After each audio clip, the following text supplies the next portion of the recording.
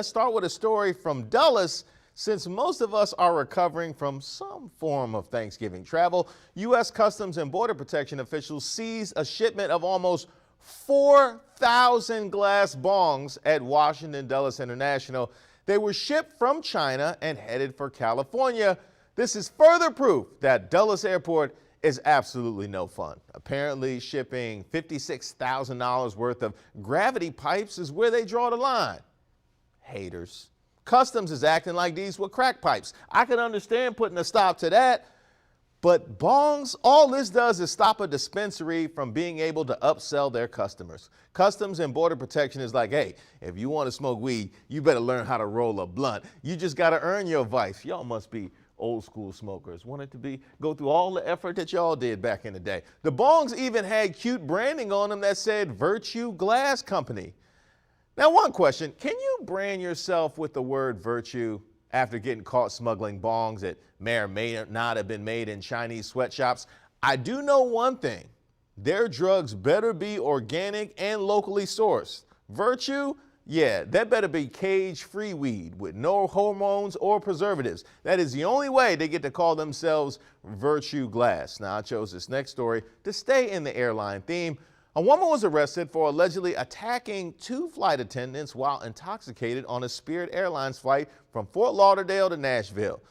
Now, she had to be restrained by fellow passengers with zip ties. Fort Lauderdale to Nashville, by the way, is a very short flight, so she got hammered in a hurry. I do want to ask, who travels with zip ties? I mean, I'm glad they had them. I am glad they had them, but why do you have them? Spirit Airlines is the world star of the sky. I guess you got to be prepared for anything. Of course, she was traveling from Florida, taking her Floridian crazy across state lines. Now, the craziest thing she did was assume she could get away with fighting on Spirit Airlines. You are never the toughest person on Spirit. Everybody on Spirit Airlines flight has hands, even the pilot. It's like picking a fight at a Waffle House. You just know it's not going to end well. Now, some of these people have nothing to lose, like lifers in prison. She's lucky she just got zip tied and arrested. Now, finally, this last story. You know what? We're going to play a game called What's My Favorite Story. We had two good stories. They fight on a Spirit flight, and then we had the bongs. This one is my favorite story. This comes to us from what's fast becoming the Florida of Northern Virginia, Stafford County.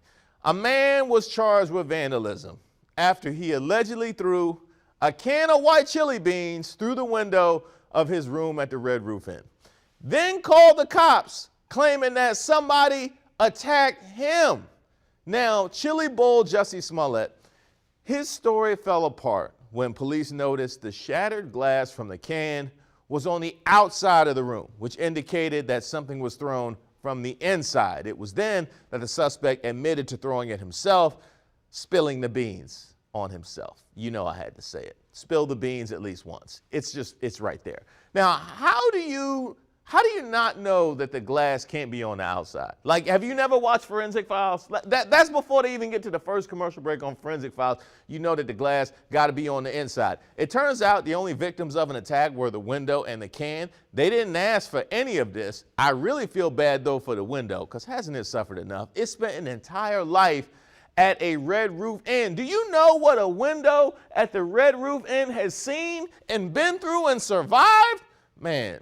Rest in power, seedy motel window glass. Hopefully your next life will be something much more dignified. You know, like one of those Chinese bongs at Dulles.